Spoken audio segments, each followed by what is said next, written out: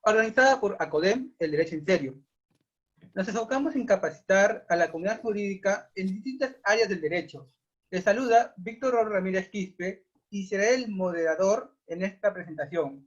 El día de hoy nos acompaña el doctor Guillermo Raúl Cepeda Locuona.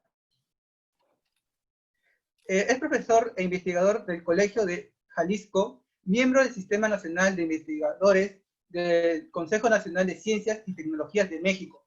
Actualmente es director general del Instituto de Justicia y Alternativa del Poder Judicial de Jalisco. Asimismo, el tema que trataremos el día de hoy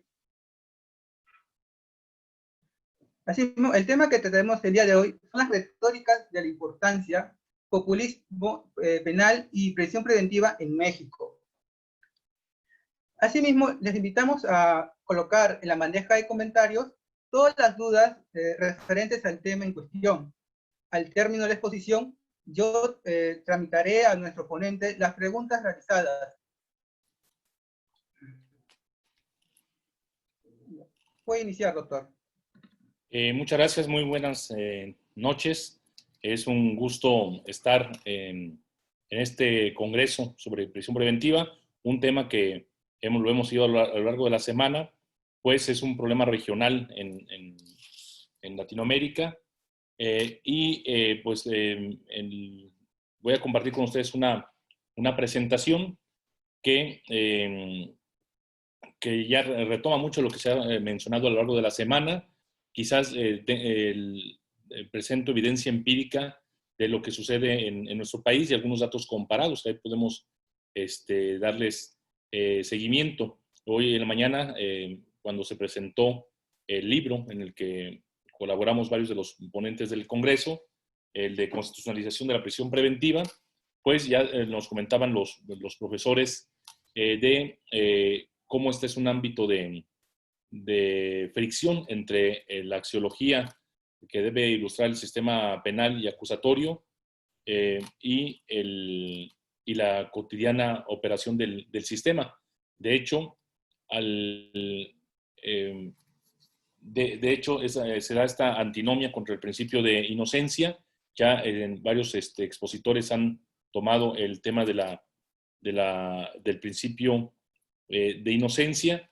Y pues bueno, voy a comenzar la presentación para ceñirme al horario que se me ha señalado por parte de los organizadores. Entonces, compartiré esta presentación.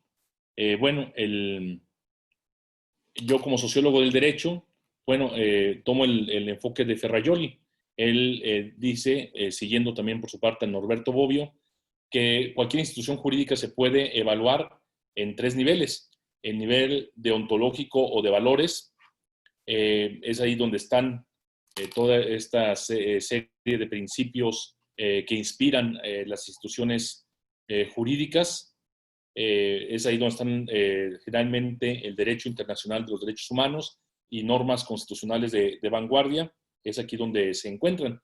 Después dice un segundo nivel desde que se pueden y deben analizar las instituciones jurídicas es el nivel ontológico estructural, ya propiamente las normas jurídicas ordinarias. Es decir, en la parte valorativa es los derechos humanos en abstracto, y el nivel ontológico es las garantías constitucionales en concreto, es decir, cómo hacemos derechos humanos abstractos, garantías jurídicas concretas, cómo establecemos en la normatividad. Creo que no hay discusión de que el principio de inocencia debe regir el sistema penal. Nadie puede ser considerado ni tratado como culpable hasta que no se demuestre lo contrario por una sentencia judicial firme. Y es aquí donde todos estamos de acuerdo en esta parte deontológica, axiológica, de valores, pero entonces viene la segunda parte, que es por qué hay personas que, si se consideran inocentes ante la Constitución, están privadas de su libertad durante el proceso. Entonces aquí es donde ya empieza una de las antinomias del principio de inocencia, que es la prisión preventiva. y es decir, lo que era un derecho en el que todos estamos de acuerdo al momento de operarlo, y la mayoría de los autores, excepto algunos abolicionistas como el propio Ferrajoli, consideran que la prisión preventiva es un mal necesario. Pero, como vamos a ver, se trata de que sea una reducción a su menor expresión, reducir la prisión preventiva a su menor expresión. El principio de excepcionalidad que hoy comentaba uno de los expositores en la presentación del libro, pues es la prueba de fuego para el sistema penal de cualquier sociedad. Decía Radbruch, si quieres conocer a una sociedad, lee su código penal y visita sus cárceles. Y eso te habla muy claramente de los valores, prioridades, y no solamente del discurso penal de una sociedad, sino de su realidad y de su apuesta cotidiana y su vigencia de todos los días. Entonces, el primer nivel es este de los valores, luego viene el nivel jurídico, ontológico, estructural, donde estamos el 90% de los abogados el 90% del tiempo, si está vigente, si hay un cambio en la norma. Y el tercer nivel es el nivel fenomenológico o la praxis, la realidad jurídica. Es decir, la presunción de inocencia, cómo se instrumenta teniendo como referencia la presunción de inocencia o el principio de inocencia, figuras como la prisión preventiva. Realmente se regulan para que sean excepcionales, y luego en la práctica que opera. De cada 100 personas procesadas, ¿cuántas realmente tienen cuántas tienen están en prisión? ¿De qué proporción? ¿Cuántas tienen esta? Vamos a ver aquí evidencia al respecto. Viene entonces, perdón, viene el análisis de convergencia. ¿Qué es lo que está mal? El nivel deontológico, los valores, los derechos humanos no son bien, no se han hecho la traducción en normas vigentes, certeras, o es el principio el que no decanta hasta la realidad, los valores, o es el tercer análisis de convergencia-divergencia, o la norma está bien, simplemente las organizaciones al momento de implementarla, de operarla cotidianamente, sesgan lo que era una norma, u en otras ocasiones los principios están bien, pero la norma no lo secunda, y entonces el nivel fenomenológico cotidiano pues subvierte la eficacia de los principios. Vamos a ver cómo hay una reforma constitucional reciente en México, que el legislador siembra vientos y las cárceles de mi país cosechan tempestades. Entonces, en esos tres niveles, las directrices del derecho internacional de los derechos humanos, que es el nivel deontológico, axiológico, valorativo, el nivel del ordenamiento jurídico probablemente mexicano, ya en la parte cómo operan las normas entre sí, y la praxis, la operación del sistema. Vamos, en este sentido, deberán de estar alineados. Deductivamente, los principios deberán permear en las leyes, y las leyes deberán de traducirse en hechos cotidianos, sólidos, todos los días. El principio de inocencia, esto de considerar y tratar como inocente a una persona que está en investigación de un proceso criminal, y que está considerado hasta que no cesa, hasta que no sea considerado culpable por un fallo judicial firme que lo declare responsable. De hecho, maestros de la escuela clásica como Francisco Carrara lo señalan como un principio fundamental de la ciencia procesal y un presupuesto de las demás garantías. Entonces, ya se ha mencionado mucho esta semana. El principio de inocencia está desde la Declaración de los Derechos del Hombre y del Ciudadano. Entonces, el hombre es considerado inocente hasta que no se le declare convicto. Y como vamos a ver, sin mediar siquiera un punto y seguido, con una coma, dice, en aquellos casos en que sea muy imprescindible retenerlo en prisión, es decir, ya se sabe que la sombra del principio de inocencia es la prisión preventiva. Toda persona acusada de un delito tiene el derecho a que se le considere su inocencia mientras no se pruebe su culpabilidad. También la Declaración de los Derechos Humanos. Me voy a ir más a prisa en esta parte, porque ya ha sido muy bien abordada en las sesiones de esta semana. También el Pacto Internacional de los Derechos Civiles y Políticos también contempla esta normatividad. Lo mismo que los principios para la protección de todas las personas, esta convención de cualquier forma de detención o prisión, se presumirá la inocencia, es decir, todos coinciden el derecho internacional de los derechos humanos en esta punto de vista.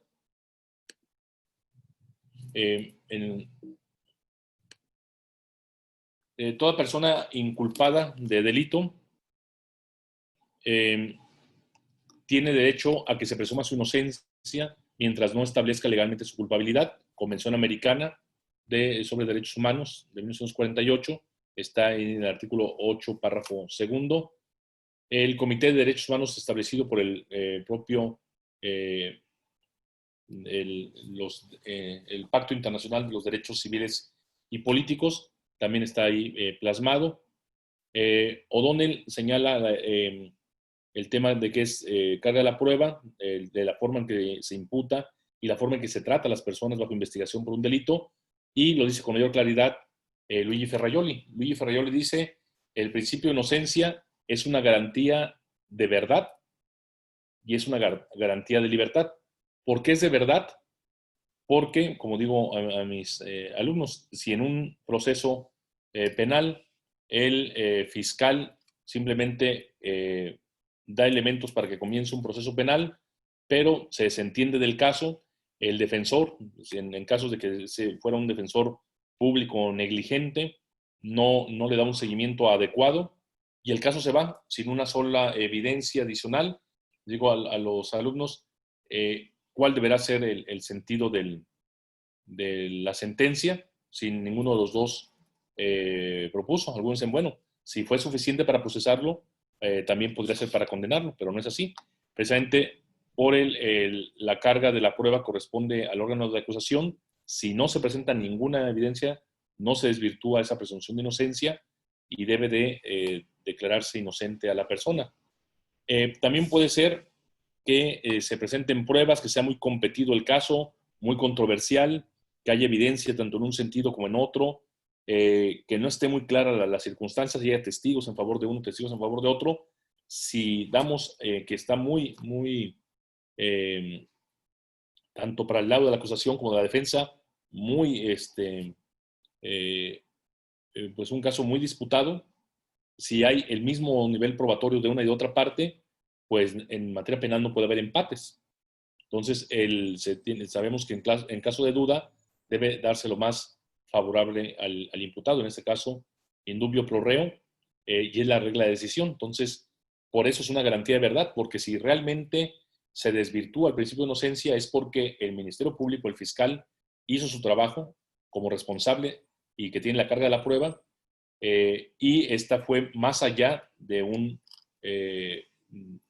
la evidencia suficiente para revertir el indubio pro reo y también respetándose el debido proceso legal. Por eso dice Luigi Ferrajoli, el principio de inocencia es una garantía de verdad, porque dice, si lo desvirtuaste es porque lograste revertir esta presunción, esta concepción de origen de que la persona es inocente. Y también dice es una garantía de libertad, porque tiene el derecho a ser considerado inocente hasta que no se le condene en definitiva. Entonces también es una situación de trato, por eso no se pide respetar los datos personales de la persona en proceso o incluso en un recurso o en un amparo, hasta que no quede una sentencia firme, no se puede considerar como condenado. Muchas veces, al menos en México, se habla de un presunto responsable y no, es un presunto inocente.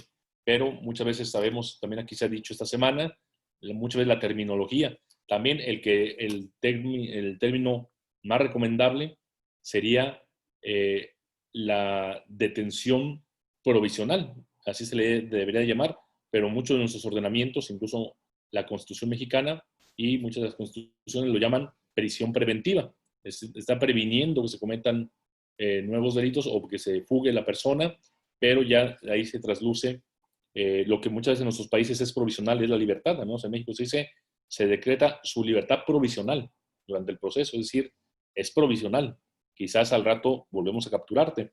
Entonces, desde la semántica se dice cómo la sociedad entiende las instituciones penales y cómo, también aquí se ha dicho toda la semana, se tiende a sustantivizar una norma procesal como es la, eh, la, la detención provisional es una medida cautelar y se ha convertido en una norma sustantiva. Y también el derecho fundamental a permanecer en libertad durante el proceso es un derecho humano básico, fundamental, y por eso la prisión preventiva es la antinomia del principio de inocencia. Entonces, hay este principio de un derecho humano a permanecer en libertad durante el proceso penal. Bueno, en México no estaba expresamente señalada el principio de inocencia. Fue una tesis jurisprudencial de 2002 apenas, quien dijo que era de una interpretación sistemática de las garantías constitucionales, ahora llamadas de derechos humanos. Se entendía que al ser un debido proceso, de ser la autoridad competente de manera fundada, motivada, razonada, justificada, lo que construía, y el debido proceso penal, lo que construía la presunción de inocencia.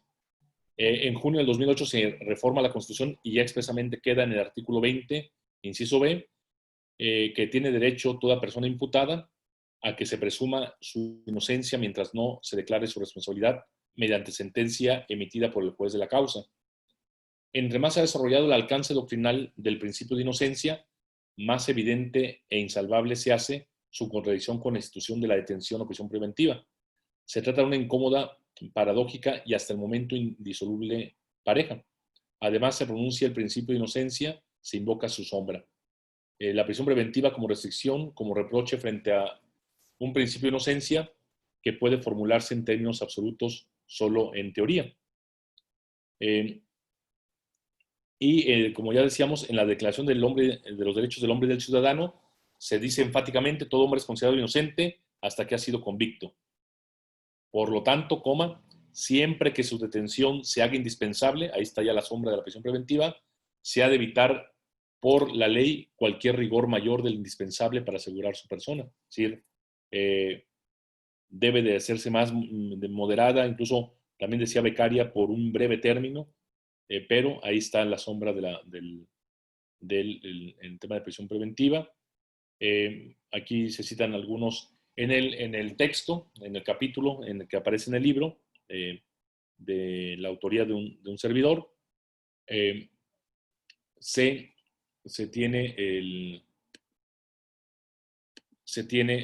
citan los casos como el Suárez Rosero, también el Bayarri, que da mucha evidencia al respecto, y bueno, se asume como un mal necesario, decíamos, salvo excepciones como la de Ferrajoli, y lo que se ha dado en regular es considerar en el derecho internacional de los derechos humanos que la detención provisional o mal llamada, o en algún lugar prisión preventiva, debe de reducirse a su menor expresión y está sujeto a estos requisitos de aplicación o a este régimen de aplicación ideal del derecho internacional de los derechos humanos. En primer lugar, la prueba de fuego, el punto de partida y el punto de llegada en la evaluación de la prisión preventiva en nuestros países debe ser el principio de excepcionalidad.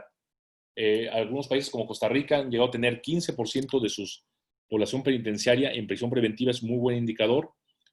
Se dice que por debajo del 20% es excelente indicador, aunque también tiene mucho que ver, obviamente, con el tipo de delitos que se persiguen, pero en general es buen indicador.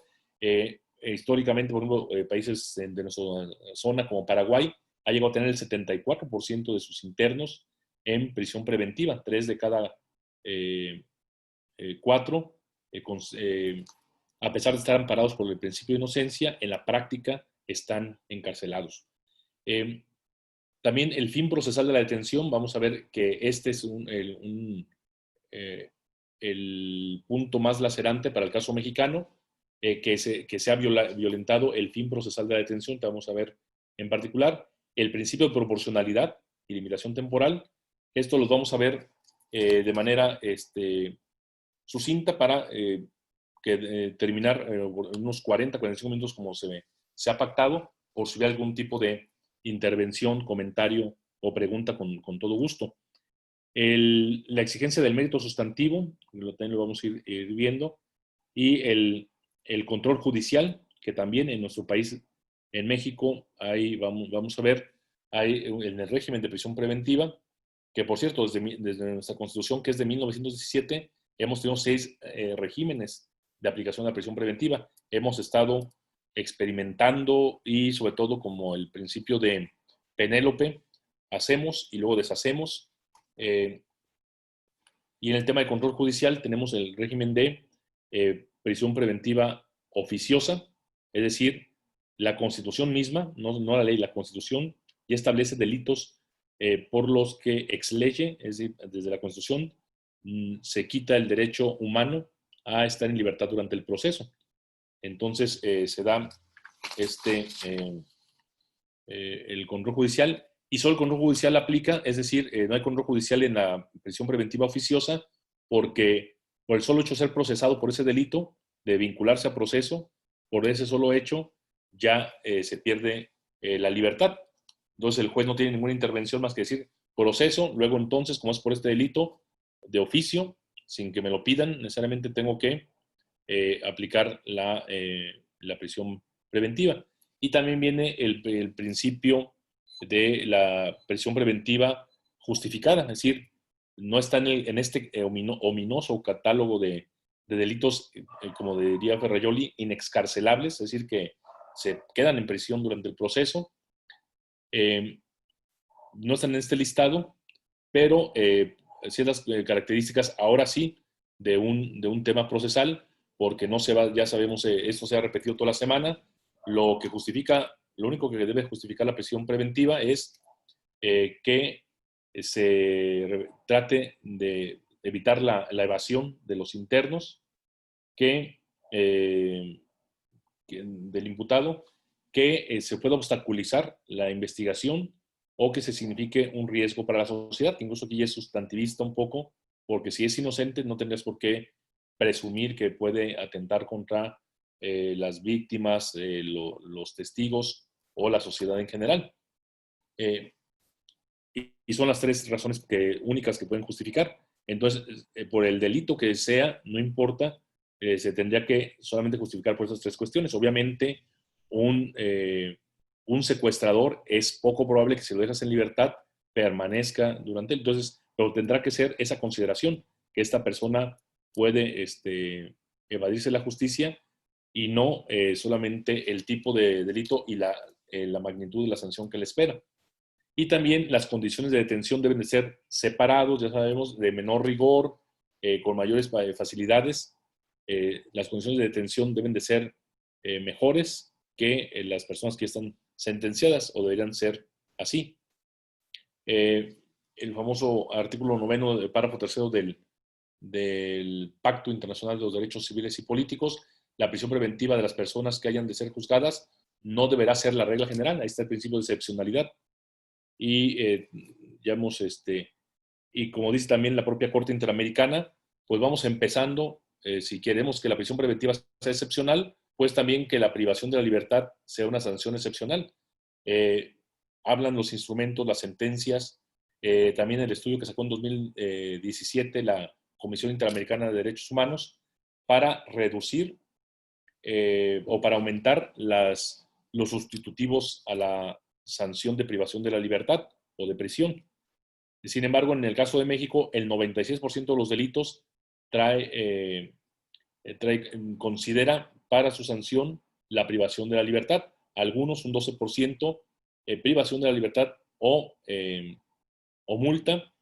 Y cuando en México la sanción impuesta por un juez penal es de menos de 2 años, se puede conmutar por una multa. Pero el 96% de los delitos tienen señalado en México sanción privativa de libertad.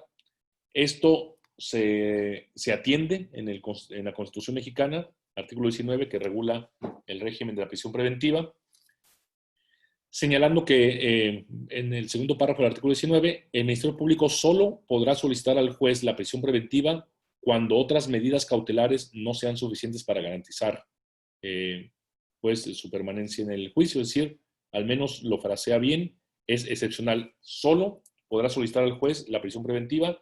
Incluso nuestro Código Nacional de Procedimientos Penales establece 11 medidas cautelares y solo la última dice, y la prisión preventiva, que es incompatible con ninguna otra. Pues se podrá poner a los que no sean privación de la libertad, que acuda a firmar periódicamente al juzgado, que al mismo tiempo no se acerque al hogar o lugar de trabajo de la víctima, que se someta a la custodia de un tercero. Pueden ser 3 o 4 medidas cautelares que coincidan en un solo caso, según lo considere el juez, y en controversia con el defensor y el Ministerio Público. Pero en el caso de la prisión preventiva, si se impone la prisión preventiva, solo esa puede aplicarse. En el fin procesal, es decir, que solamente por fines procesales se aplique la prisión preventiva, ya hayamos visto. Cuando otras medidas cautelares no sean suficientes para garantizar la comparecencia del imputado en el juicio, el desarrollo de la protección de los testigos,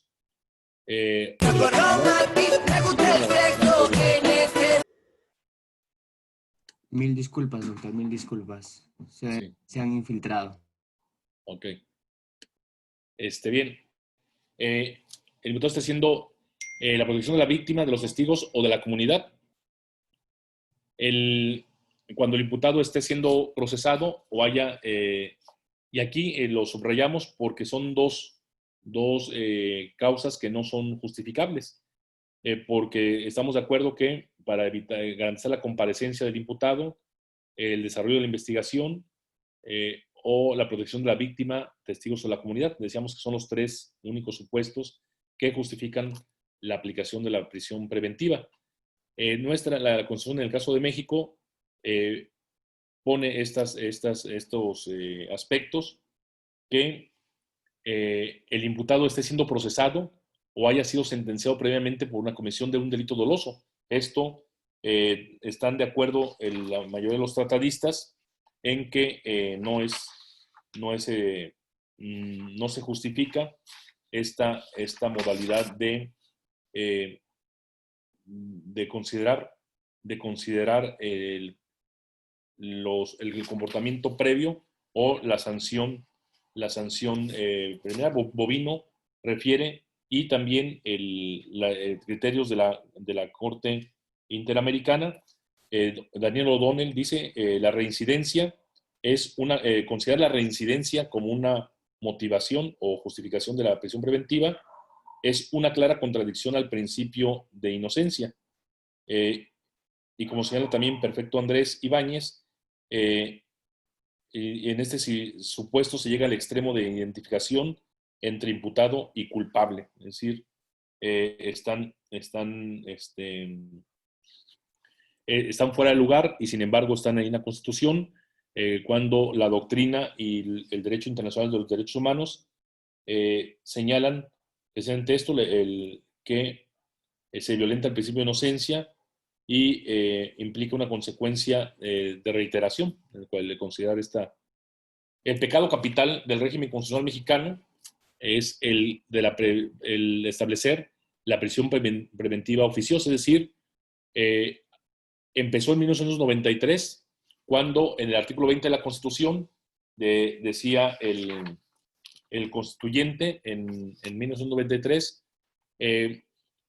que inmediatamente que lo solicite el juez deberá otorgar la libertad provisional bajo caución, siempre y cuando se garantice el monto estimado de la reparación del daño y de las sanciones pecuniarias que en su caso puedan imponerse al inculpado. Y no se trate de delitos que por su gravedad la ley expresamente prohíba conceder este beneficio. Para empezar, habla de la libertad durante el proceso, no como el derecho humano que es, sino como un beneficio. Es decir, una dádiva generosa del Estado.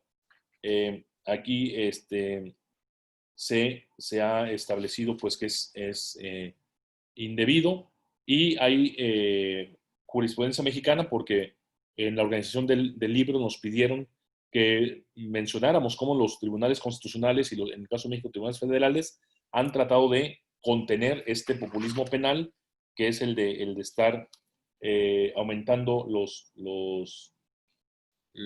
delitos para los que no se puede tener la libertad durante el proceso. Y dice uno de los criterios que se citan en el capítulo, que el texto constitucional derive o haga un reenvío a la ley debilita el principio de supremacía constitucional, porque dijo que la ley expresamente lo prohíba, ya le da carta abierta, y anteriormente, hasta 2014, cada estado, cada uno de los 32 estados de la República Mexicana, como una república federal, tenía su código de procedimientos. Entonces se empezaron a hacer en la ley esta situación.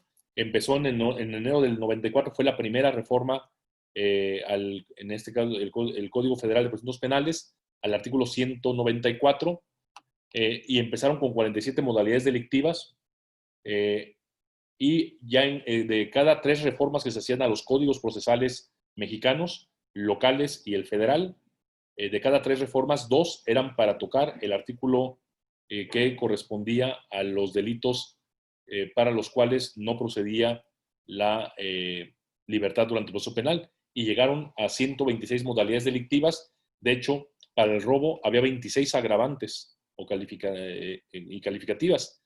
Si se reunían 2 de ellas, por ejemplo, nocturnidad y escalamiento, automáticamente se quedaban en prisión preventiva las personas. Se daban casos ridículos de 3 jóvenes entraban a una farmacia, uno de ellos se robaba un desodorante, los atrapaban, y como se reunían 2, nocturnidad, ya eran las 9 de la noche, y eran 3, asociación delictuosa, automáticamente las 3 personas, estos 3 jóvenes, se iban a prisión preventiva.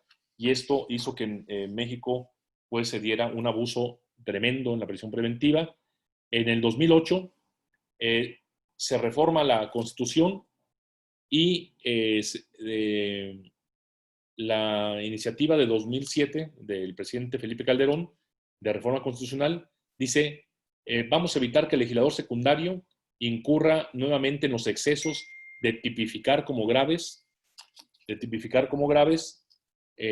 conductas que no lo son, y con ello afectar el compromiso internacional de que la prisión preventiva sea excepción y no la regla, como ya citamos en el artículo 9, párrafo 3 del Pacto Internacional de los Derechos Civiles y Políticos.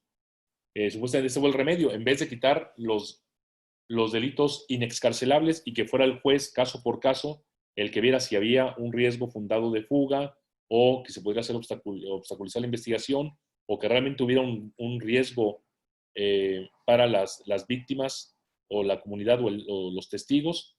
En vez de eso, elevó a rango constitucional un listado de delitos para los que no procede solicitar la libertad durante el proceso. Por eso se llama prisión preventiva oficiosa, es decir, por ley, sin necesidad de que se argumente o que a veces hasta que se solicite. El juez ordenará la prisión preventiva oficiosamente en casos de delincuencia organizada, homicidio doloso, violación, secuestro, trata de personas, delitos cometidos con medios violentos como armas, ahí ya viene más genérico, cometidos con medios violentos como armas, pero también puede ser un jaloneo o poner resistencia, y es una forma de un medio violento, y explosivos, así como delitos graves que determine la ley y otra vez remite al juzgador ordinario, es decir, no se supera este vicio que trató de hacer la iniciativa, en contra de la seguridad de la nación, el libre desarrollo de la personalidad y de la salud. Y en abril del 2019, el presidente actual de México, Andrés Manuel López Obrador, envía una iniciativa, y vean, todos estos, los que están rojos, son delitos que se agregan a este listado, y por el solo hecho de ser procesados por ellos, se pierde el derecho a la libertad durante el proceso. Violencia sexual contra menores, feminicidio, robo a casa habitación, uso de programas sociales con fines electorales, que eso es una dimensión muy amplia, corrupción, tratándose de delitos de enriquecimiento ilícito y ejercicio abusivo de funciones, robo al transporte de carga en cualquiera de sus modalidades, delitos en materia de hidrocarburos, y como vamos a ver, ahí el legislador ordinario, la ley para combatir el robo de combustible, dice que todos los delitos de esa ley estarán considerados como merecedores de prisión preventiva oficiosa. Entonces, lo mismo al que efectivamente hace horadaciones en ductos y extrae gasolina o petróleo, pero también el que vende litros de menos de un litro, es decir, que vende 950 mililitros en vez de, y los cobra como un litro, ambos son tratados igual. Y cualquier delito de esta ley se castiga con la prisión preventiva oficiosa. Delitos en materia de desaparición forzada de personas, desaparición cometida con particulares, delito en materia de armas de fuego y explosivos, de uso de explosivos del ejército, cuando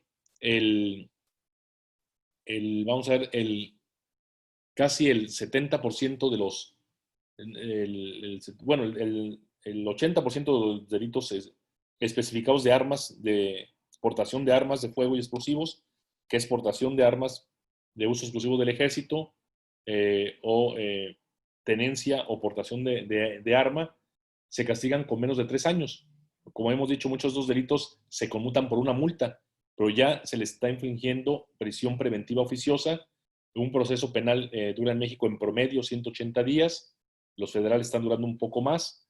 Entonces, de un plumazo, muchas personas que realmente no representan ningún riesgo para la sociedad, y se está usando la prisión preventiva, como ya se ha comentado toda la semana, como una forma de sancionar. También, en ese sentido, ya la Constitución ya tiene este gran catálogo de delitos inexcarcelables. En el texto se hace una revisión de ellos. En nota al pie de página se dice todos los traición, espionaje, terrorismo, sabotaje, corrupción de las personas menores de 18 años, e incluso en la iniciativa que amplía este catálogo, la propia autoridad refiere, el presidente de la República señala, en los delitos de corrupción, de cada 100 denuncias por corrupción, solo el 1.5 llega ante un juez, y son peces menores, son actos menores de corrupción. Pues el propio Ejecutivo en la exposición de motivos, con este argumento, da la razón a los que defendemos que no hay ese tipo de delitos, porque lo que se señala es que el problema no es que solo el 1.5, que no nos ensañemos con ese 1.5, el problema es el 98.5% de impunidad. Me voy a ir más a prisa. Bueno, ya empezamos con la parte empírica. El principio de provisionalidad también está contemplado. En cuanto cesen los motivos que justificaron la prisión preventiva, se pueden reconsiderar. El principio de proporcionalidad, que también en México está supeditado, se dice que máximo puede durar 2 años la prisión preventiva, pero en ningún caso más de un año, a no ser que se esté en ejercicio del derecho de defensa. Y bueno, hay varias jurisprudencias que se citan de que hay ocasiones en que los tribunales, sobre todo los federales, no se ponen de acuerdo en la competencia y así se la pasan y dice las tesis jurisprudenciales. Si acaba ese 2 años y no está ejerciendo el derecho de defensa la persona, sino que son los tribunales que no se ponen de acuerdo en quién lo va a tener, se le tiene que dejar en libertad y dar una medida cautelar menos gravosa. Entonces, damos este panorama normativo, sí, con este grave pecado y esta situación vergonzosa de nuestro régimen constitucional que impone prisión preventiva oficiosa, es decir, sin ninguna consideración y sin ninguna posibilidad de argumentación. Entonces, el día de hoy en México hay 87.374 personas que se presumen inocentes ante la Constitución, pero en la práctica van a dormir en una cárcel, en un centro penitenciario. Entonces, realmente, pues aquí ya podemos decir, hay 211,000 personas en prisión, pues 87,000 no es una cifra excepcional. Entonces, es el 41% los que están en prisión preventiva. Esto, pues, nos habla del abuso en la prisión preventiva. ha habido un descenso a partir de que el 2016 se generalizó ya el sistema acusatorio en todo el país, porque no es porque se hayan hecho menos rigurosos los jueces, sino porque se han desplomado los procesos penales. En alguna medida, los mecanismos de solución de conflictos, que como ustedes saben, la promesa del sistema acusatorio es, tengo mecanismos de solución de solución alternativa, suspensión del procedimiento, suspensión condicional del procedimiento, mecanismos de solución de conflictos con la mediación penal, pero la apuesta es descongestionar así los juzgados y las agencias del Ministerio Público para irnos sobre los delitos que nos han robado la calma. En México ahorita hemos pasado del lugar 37 al sexto en número de homicidios.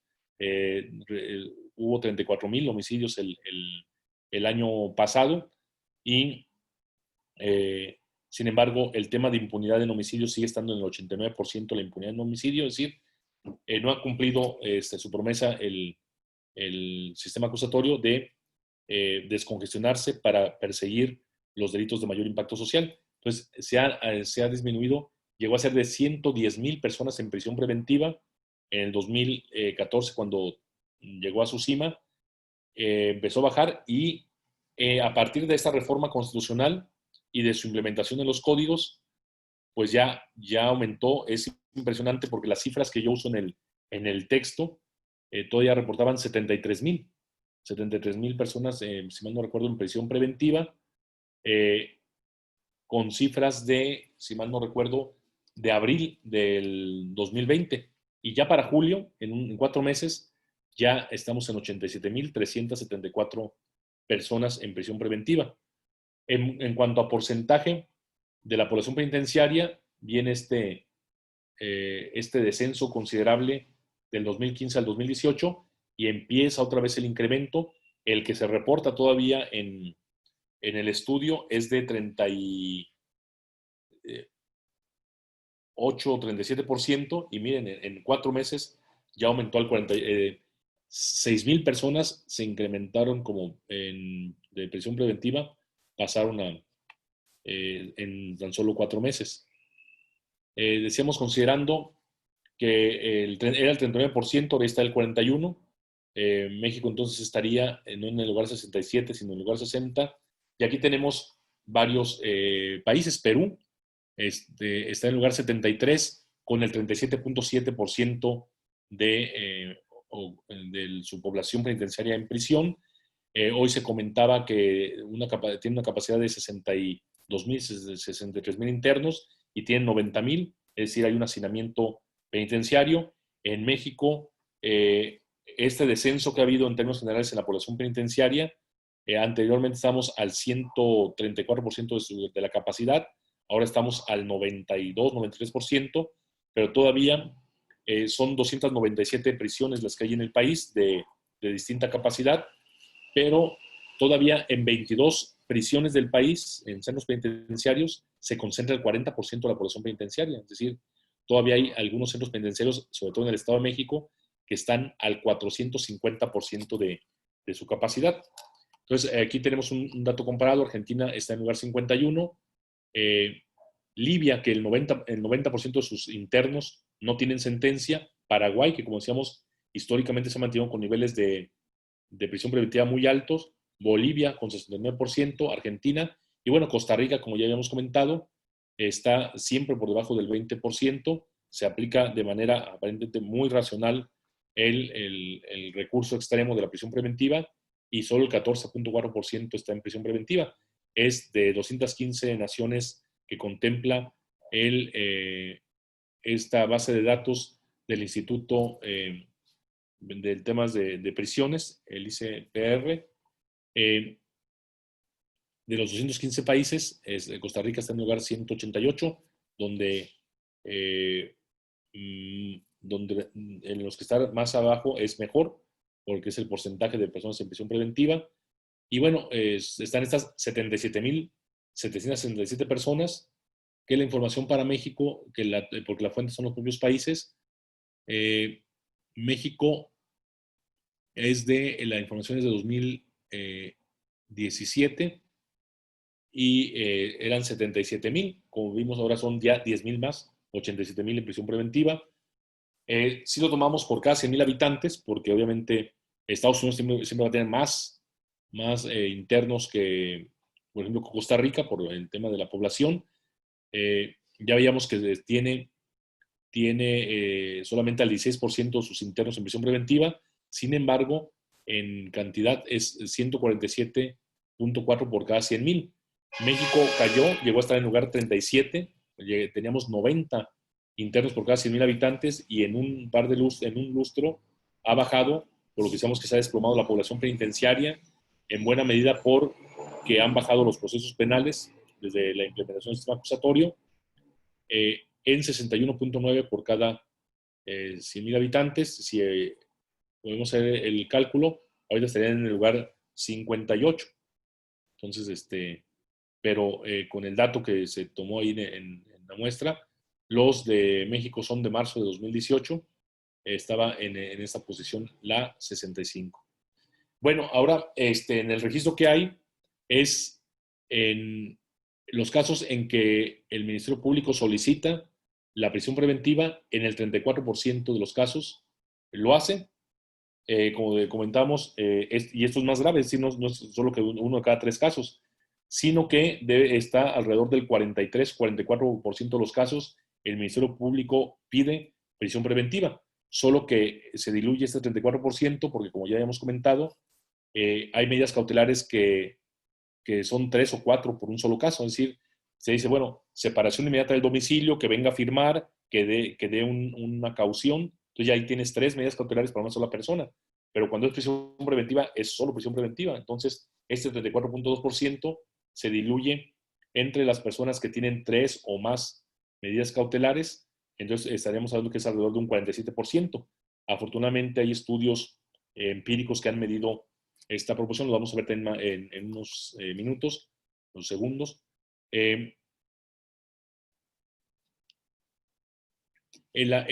Ya de las decretadas por el juez es el 26% de prisión preventiva. Es decir, en términos generales en México, sí el juez controla, aunque como vamos a ver, hay algunas regiones en nuestro país en los que el juez no resiste la presión de la opinión pública y de los ministerios públicos, pero en general en México sí. De cada 4 veces que los ministerios públicos piden prisión preventiva para el imputado, solo se concede en 3. Sigue siendo muy, muy superior, pero quiere decir que hay cierta resistencia, si hay un dique, una revisión por parte del juez. Sobre todo, estamos hablando de los casos justificados. De los de oficiosa, si por ese delito se está vinculando, tienen que irse todos a prisión. Ya comentamos aquí que esto tiene que ver con que hay más medidas cautelares para otros casos. Y esto fue un estudio que hizo Ana Aguilar, que presenciaron las audiencias y vieron que el Ministerio Público pedía prisión preventiva oficiosa en el Estado de México. En el 86% de los casos, el Ministerio Público solicitó la prisión preventiva oficiosa. Y aquí es donde decíamos, en Ecatepec, Estado de México, y el 96% de las veces el juez dijo sí, se concede lo que se nos pide. Entonces, si multiplicamos este 86 por 0.96, tenemos que alrededor del 84% de los casos se les imponía prisión preventiva oficiosa, de los casos en los que se le planteaba. Y la justificada, en el 66% de ese 10.3, en el 6.6% sí se les daba la prisión preventiva, se atendía a que sí estaba justificada. En Cuernavaca, es en menor medida, es la cifra roja. En Cuernavaca, el 81% de los casos en que se pide prisión preventiva oficiosa la reconoce el juez, que sí corresponde a un delito, se va a vincular por un proceso de prisión preventiva oficiosa.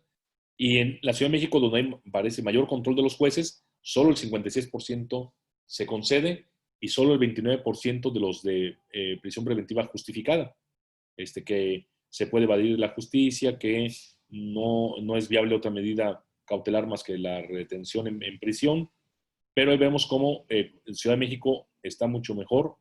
Del total de medidas cautelares que se impusieron en la Ciudad de México, solo el 14.8 correspondió a prisión preventiva oficiosa y solo el 14.8 también a prisión preventiva justificada, es decir, solo el 29.6% de los casos se impone prisión preventiva. En cambio, en Ecatepec, Estado de México, 86 más 6.9, tenemos que 93.1% de los casos de las medidas cautelares son prisión preventiva. Por eso el centro penitenciario de Ecatepec está al 380% de su capacidad y el 73% de sus internos están en prisión preventiva.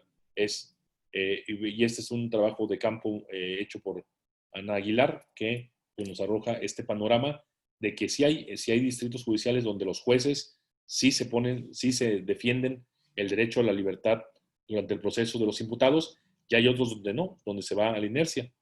Como se decía acá en México, una prisión preventiva y un vaso de agua no se le niegan a nadie, es decir, en esos distritos judiciales se les da porque se les da la prisión preventiva.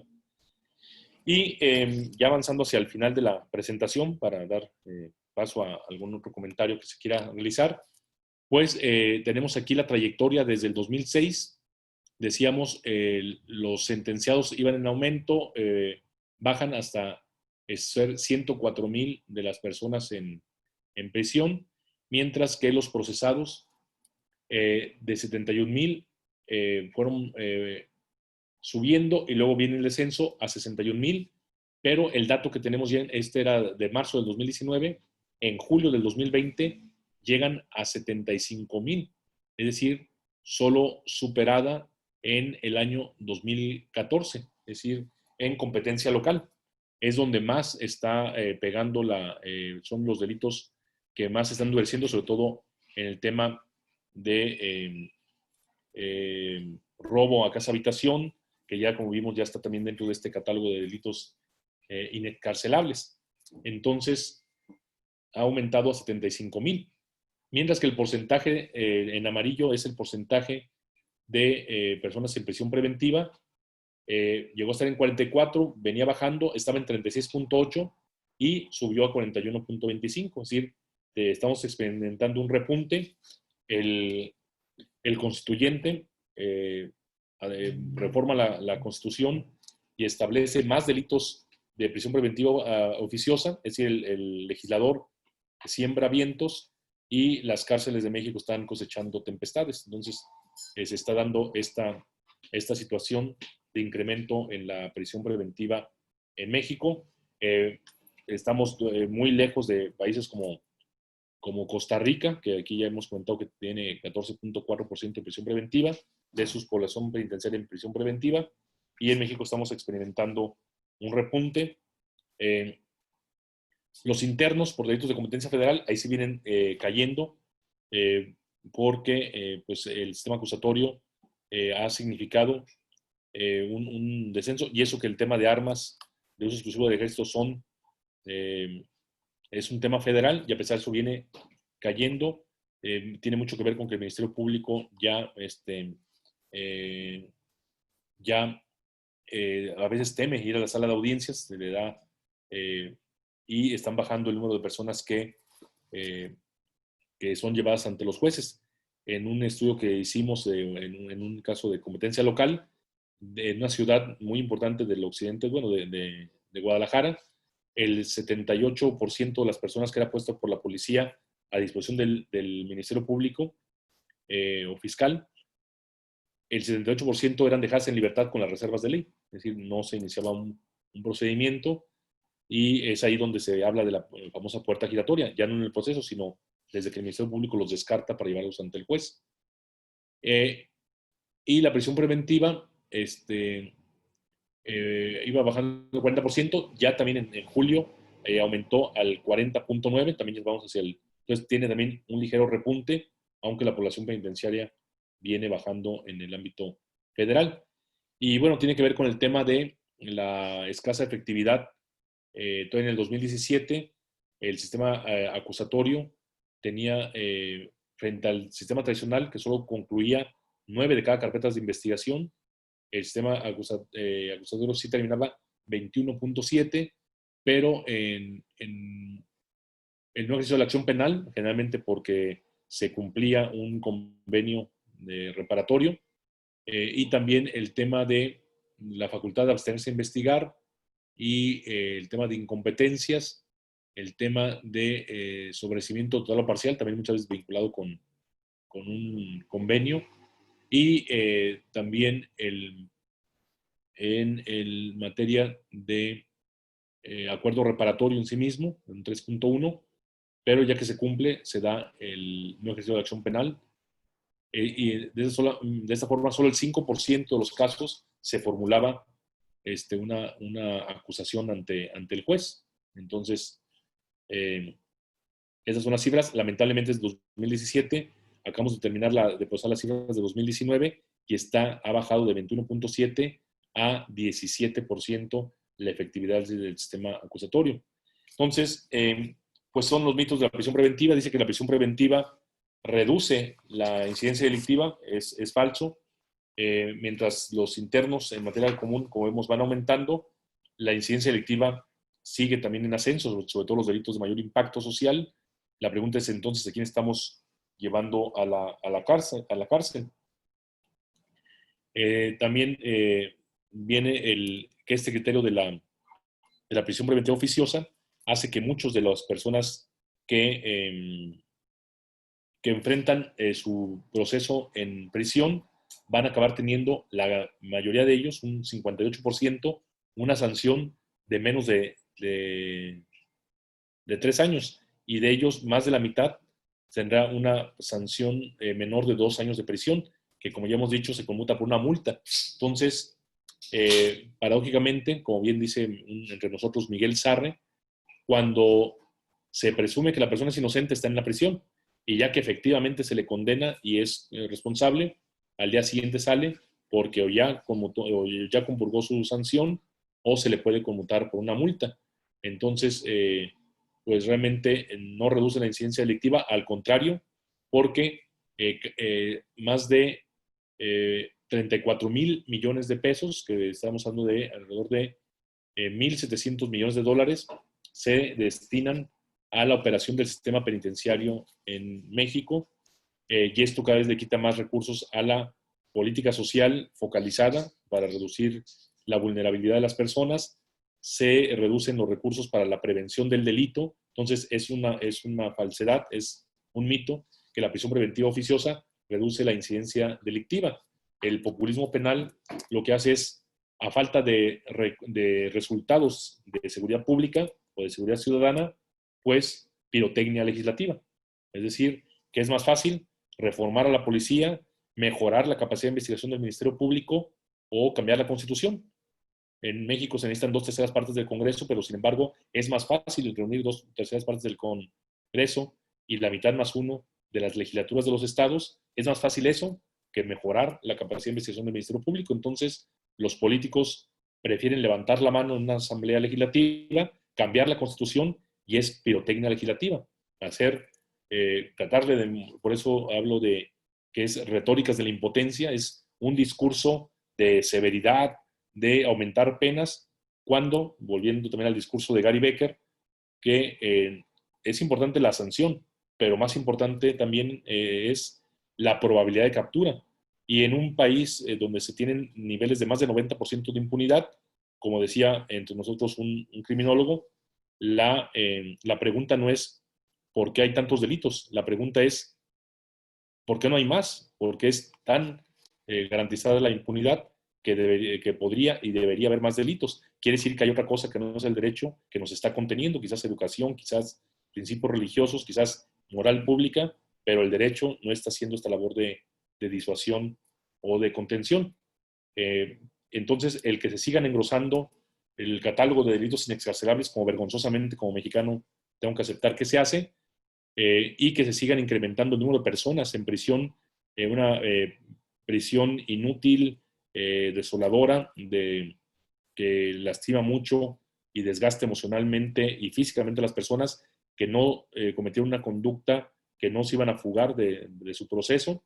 Entonces, por eso, como decía también un criminólogo colombiano, en Latinoamérica tenemos la política criminal, tenemos una política criminal muy completa, porque es política y porque es criminal. Entonces, el segundo mito de la prisión preventiva es que la prisión preventiva reduce la inseguridad pública. Es falso. En nuestro país, en México, a pesar de que aumenta y aumentan los supuestos de prisión preventiva oficiosa, las encuestas nos siguen diciendo que el 79% de la población se siente inseguro en la ciudad en la que vive. Las policías están muy mal evaluadas y la percepción de inseguridad no amaina con este tipo de criterios. En la primera década de este siglo, se cuadruplicó en algunos estados de la República, se cuadruplicó el número de personas en prisión sin que sus habitantes se sintieran 4 veces más seguros. Entonces, ahí es otro de los mitos de la prisión preventiva. La prisión preventiva no reduce ni la inseguridad real ni la percepción de inseguridad. Entonces, es parte del discurso, pero es otra más de las retóricas de la impotencia. Y dicen, la prisión preventiva garantiza la reparación del daño para la víctima, y no. En un estudio que hicimos y está disponible en internet, cuánto cuesta la prisión sin condena, que apoyó la Fundación Open Society, de un servidor. Si lo googlean ustedes, ahí aparece, o en la página de la Fundación Soros, está este estudio, tanto el de mitos de la prisión preventiva como cuánto nos cuesta la prisión sin condena, y demuestra cómo se deteriora tanto la situación patrimonial de los internos, todo el poco dinero que queda en esa familia o en su red social se va hacia su defensa, se vuelca sobre su defensa, de tal suerte que la reparación del daño de la víctima queda en segundo plano, quedan en la insolvencia estas personas. Entonces, es falso que la prisión preventiva garantice la reparación del daño. Al contrario, desgasta económicamente a las personas. Y por último, esta va a ser la lámina que más les va a gustar, no porque sea muy interesante, sino porque es la última, y es la prisión preventiva, el cuarto mito, se usa contra sujetos peligrosos. No. En el caso de esta gráfica, es la sanción de las personas por delitos de portación de arma de fuego. Es decir, el 80% de las personas recibe menos de 3 años de prisión, el 65% menos de 2 años. Esas personas le costaron al erario, $1,200 de investigación, $1,800 de proceso penal y $14 diarios por manutención de una persona en el sistema penitenciario. Entonces, realmente lo que acaba afectando son a personas que de ninguna manera, por una sanción que se conmuta por multa, y son multas de $90 en mayor de los casos, 90, $120 para hacer el equivalente, y ya le costaron al erario más de 3,000 o $3,500 solamente en el gasto del erario, más el desgaste de las familias, más la vulnerabilidad. También se han dado en la semana en este congreso la evidencia tan grave de las condiciones de internamiento. En México, la población femenina más vulnerable al VIH son las mujeres privadas de su libertad, por encima de las sexoservidoras, y entre los varones es la sexta población más vulnerable al VIH, los que están privados de su libertad. Y también este estudio de cuánto nos cuesta la prisión sin condena, decíamos que cada año de prisión le quita al menos 22 días de expectativa de vida a una persona. Entonces, el tema humanitario es muy grave, las situaciones de hacinamiento, las enfermedades al interior de la prisión. Entonces, pues tenemos esta situación en nuestros países. En México, pues muestro esta evidencia que tenemos, que es de un uso exacerbado, irracional, contraproducente, que nos ha llevado el populismo penal. El populismo penal siempre acaba siendo contraproducente, no abona, decíamos, es pirotecnia legislativa, no abona realmente a los resultados en el bienestar de las personas, en su seguridad, y el populismo penal siempre va a ser contraproducente, desde Barrabás hasta el abuso de la prisión preventiva. Muchas gracias y quedo a disposición por si hubiera algún comentario